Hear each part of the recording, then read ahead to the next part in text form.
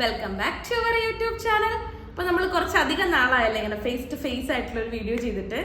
ഞാൻ കുറച്ച് നാൾ മുമ്പ് വരെ Dubai jobs related, career related ആയിട്ടുള്ള കുറച്ചൊക്കെ വീഡിയോസ് ചെയ്തിരുന്നു. അതിനകത്ത് നിങ്ങളുടെ അത്യാവശ്യം നല്ല റെസ്പോൺസും ഉണ്ടായിരുന്നു. അപ്പോൾ എന്തുകൊണ്ടാണ് അത് സ്റ്റോപ്പ് ആയതെന്ന് വെച്ചാൽ, എനിക്ക് അറിയുന്ന കാര്യങ്ങൾ അല്ലെങ്കിൽ എനിക്ക് എക്സ്പീരിയൻസ് ഉള്ള കാര്യങ്ങളാണ് ഞാൻ ഷെയർ ചെയ്തിരുന്നത്. അത് ഓൾമോസ്റ്റ് കംപ്ലീറ്റ് ആയതുകൊണ്ടാണ് ആ ടോപ്പിക്കുകൾ അവിടെ അവസാനിപ്പിച്ചത്. അപ്പോൾ ഇപ്പം എനിക്ക് നിങ്ങളുടെ അടുത്ത് പെട്ടെന്ന് ഷെയർ ചെയ്യാൻ തോന്നിയ ഒരു കാര്യം, അല്ലെങ്കിൽ നമ്മൾ അന്ന് വിട്ടുപോയൊരു കാര്യം എന്ന് പറഞ്ഞാൽ, നമ്മൾ ഒരു ജോബ് ഓഫർ നമുക്ക് കിട്ടിക്കഴിഞ്ഞാൽ നമ്മൾ എന്തൊക്കെ കാര്യങ്ങൾ അതിനകത്ത് ശ്രദ്ധിക്കണം.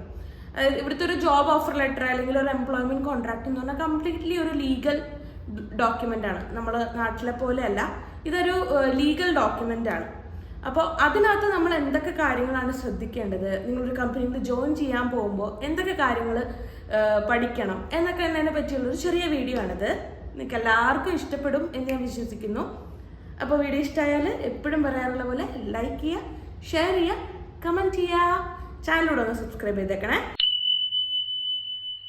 നമ്മളിവിടെ വന്ന് ഒരു 3-6 മാസം വിസിറ്റ് വിസയിൽ ഇങ്ങനെ അലഞ്ഞ് തിരിഞ്ഞ് നടന്നിട്ടായിരിക്കും ചിലപ്പോൾ നമുക്കൊരു ജോലി കിട്ടുക. അപ്പോൾ ആ ഒരു സന്തോഷത്തിൽ നമ്മൾ പല കാര്യങ്ങളും കണ്ടില്ല അല്ലെങ്കിൽ പോട്ടെ എന്ന് വെക്കാറുണ്ട്. പക്ഷെ ഇങ്ങനെ പോട്ടെ എന്ന് വെക്കുന്ന പല കാര്യങ്ങളും പിന്നീട് നമുക്ക് വിനയ ആവാറുമുണ്ട്. അപ്പൊ അതുകൊണ്ട് നിങ്ങൾ ആ എക്സൈറ്റ്മെന്റിൽ, ഒരു ജോലി കിട്ടിയ എക്സൈറ്റ്മെന്റിൽ നിങ്ങളുടെ ജോബ് ഓഫറിലെ ലീഗൽ കാര്യങ്ങൾ അല്ലെങ്കിൽ അതിനകത്തെ പോയിന്റ്സ് അതൊന്നും ശ്രദ്ധിക്കാതെ പോകരുത്. ഇതിൽ നമുക്ക് ചെയ്യാൻ പറ്റുന്ന ഫസ്റ്റ് കാര്യം എന്ന് പറഞ്ഞാൽ റിസർച്ച് അബൌട്ട് ദ കമ്പനി. നമ്മൾ ജോയിൻ ചെയ്യാൻ പോകുന്ന കമ്പനീനെ പറ്റി ഒരു ബാക്ക്ഗ്രൗണ്ട് സ്റ്റഡി നടത്തുക. അതിപ്പോൾ നമുക്ക് ഒഫീഷ്യൽ വെബ്സൈറ്റിൽ നിന്ന് കിട്ടുന്ന ഡീറ്റെയിൽസ് കൊണ്ട് മതിയാവുമെന്ന് തോന്നുന്നില്ല. കാരണം അവരെന്തായാലും അതിന്റെ പോസിറ്റീവ് സൈഡ്സ് മാത്രമേ കൊടുക്കാൻ വഴിയുള്ളൂ. പക്ഷെ നമുക്ക് അതിന്റെ വർക്ക് കൾച്ചർ, എൻവയോൺമെന്റ് ഒക്കെ കറക്റ്റ് ആയിട്ട് മനസ്സിലാവണമെങ്കിൽ അവിടെ വർക്ക് ചെയ്തിരുന്ന എംപ്ലോയീസിന്റെ അടുത്ത് സംസാരിക്കണം. അവരുടെ ഫീഡ്ബാക്ക് എന്താണ്, ആ കമ്പനിയെ പറ്റി അവർക്ക് എന്താണ് പറയാനുള്ളതെന്നാണ് നമ്മൾ മനസ്സിലാക്കേണ്ടത്. അപ്പോൾ ഇതിന് പറ്റിയ ഒരു മാർഗം എന്ന് പറഞ്ഞാൽ ലിങ്ക്ഡിനിലോ ഇൻഡീഡിലോ ഒക്കെ പോയിട്ട് അവിടെ മുമ്പ് വർക്ക് ചെയ്തിരുന്ന ആളുകളെ കണ്ടുപിടിക്കുക, അവരോട് സംസാരിക്കുക എന്നുള്ളതാണ്. കാരണം ഇപ്പൊ കറന്റ്ലി വർക്ക് ചെയ്യുന്നവർ പോലും ആ കമ്പനിയെ പറ്റി കറക്റ്റ് ആയിട്ടുള്ള ഒരു ഒപ്പീനിയൻ തരണമെന്നില്ല. കാരണം അത് അവരുടെയും കൂടെ നിലനിൽപ്പിന്റെ പ്രശ്നമാണ്. അപ്പൊ അതുകൊണ്ട് നമ്മൾ ആയിട്ട് ഒരു ബാക്ക്ഗ്രൗണ്ട് സ്റ്റഡി, മുമ്പ് വർക്ക് ചെയ്തിരുന്ന ആളുകളായിട്ടുള്ള ഒരു കോൺവെർസേഷൻ ഒക്കെ നല്ലതായിരിക്കും. പിന്നെ നമ്മൾ ശ്രദ്ധിക്കേണ്ട രണ്ടാമത്തെ കാര്യം എന്ന് പറഞ്ഞാൽ, ഈ നമ്മൾ ചൂസ് ചെയ്യുന്ന കമ്പനിയിൽ നമുക്ക് കറക്റ്റ് ആയിട്ടുള്ള വിസ, വർക്ക് പെർമിറ്റ് ഇതെല്ലാം കിട്ടും എന്ന് ഉറപ്പുവരുത്തണം.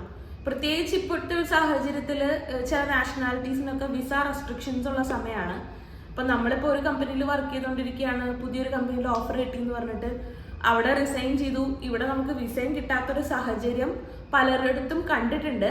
അപ്പം അതുകൊണ്ട് നിങ്ങൾ ചൂസ് ചെയ്ത കമ്പനിയിൽ നിങ്ങൾക്ക് വിസ കിട്ടും എന്നുള്ളത് അവിടുത്തെ HR-ന്റെ അടുത്ത് കൺഫേം ചെയ്തതിന് ശേഷം മാത്രം കൂടുതൽ നടപടികളിലേക്ക് കടക്കുന്നതായിരിക്കും നല്ലത്. അല്ലെങ്കിൽ നമ്മൾ അവിടെ ഇല്ല, ഇവിടെ ഇല്ലാത്ത അവസ്ഥയിൽ പെട്ടു.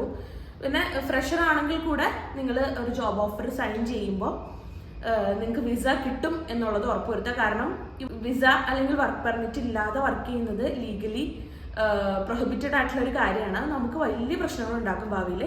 അതുകൊണ്ട് നിങ്ങൾക്ക് വിസ കിട്ടും അല്ലെങ്കിൽ വർക്ക് പെർമിറ്റ് കിട്ടും എന്നുള്ള കാര്യം ഉറപ്പുവരുത്തിയതിന് ശേഷം മാത്രം ഓഫർ ലെറ്റർ സൈൻ ചെയ്യുക. ശ്രദ്ധിക്കേണ്ട മൂന്നാമത്തെ കാര്യം, അല്ലെങ്കിൽ നമ്മളെപ്പോഴും വിട്ടുപോകുന്ന അല്ലെങ്കിൽ കണ്ടില്ല എന്ന് വെക്കുന്ന ഒരു ഏരിയ ആണ്, നമുക്ക് കിട്ടേണ്ട ഫിനാൻഷ്യൽ ബെനിഫിറ്റ്സ് റിട്ടേൺ ആയിട്ട് ഓഫർ ലെറ്ററിൽ ഇൻക്ലൂഡ് ചെയ്യാതിരിക്കുക. മിക്കവരും സാലറി, ബോണസ്, ഇൻക്രിമെന്റ് ഒക്കെ പ്രോമിസ് ചെയ്യാറുണ്ട്. അതായത് ഇന്റർവ്യൂവിന്റെ സമയത്തോ അല്ലെങ്കിൽ ഓഫർ തരുന്ന സമയത്തോ റിട്ടേൺ അല്ലാതെ വെർബലി കമ്മ്യൂണിക്കേറ്റ് ചെയ്യാറുണ്ട് ഇങ്ങനെ നമ്മുടെ ഫിനാൻഷ്യൽ ബെനിഫിറ്റ്സ് ഒക്കെ. പക്ഷെ ചില ഓഫർ ലെറ്ററുകളിലൊന്നും ഇത് റിട്ടേൺ ആയിട്ട് കാണിക്കാറില്ല. അപ്പോൾ നമുക്ക് കിട്ടേണ്ട ബെനിഫിറ്റ്സുകളെല്ലാം ഓഫർ ലെറ്ററിൽ റിട്ടേൺ ആയിട്ട് തന്നെ ഉണ്ടാവും എന്നുള്ളത് വളരെ ഇമ്പോർട്ടൻ്റ് ആണ്. അല്ലെങ്കിൽ നമുക്ക് യാതൊരു വിധത്തിലുള്ള പ്രയോജനവും അതുകൊണ്ട് കിട്ടുന്നതല്ല.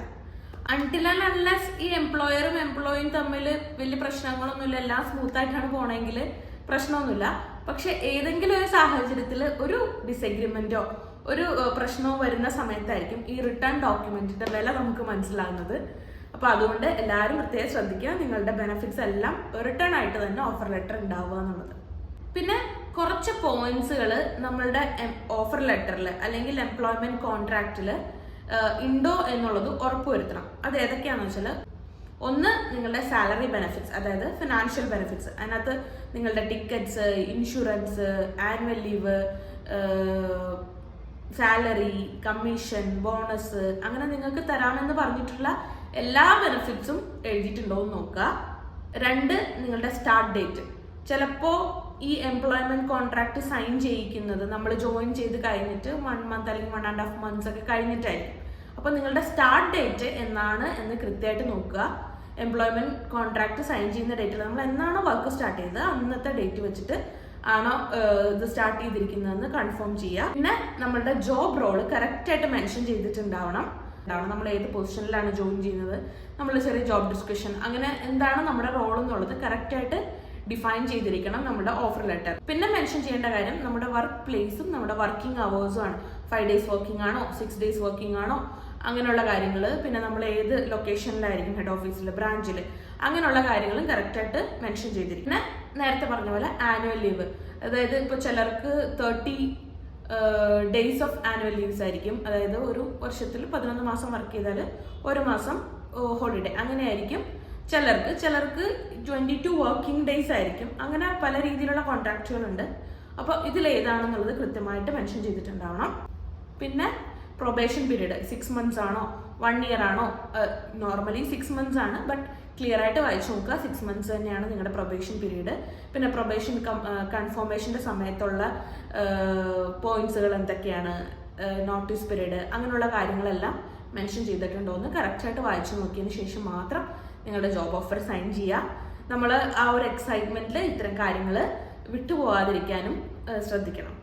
അപ്പോൾ ഇത്രയുള്ള നമ്മുടെ കുഞ്ഞു വീഡിയോ നിങ്ങൾക്ക് എല്ലാവർക്കും ഇഷ്ടപ്പെട്ടു എന്ന് ഞാൻ വിചാരിക്കുന്നു. പുതിയൊരു വീഡിയോയുമായി വീണ്ടും കാണുന്നവരേക്കും ബൈ.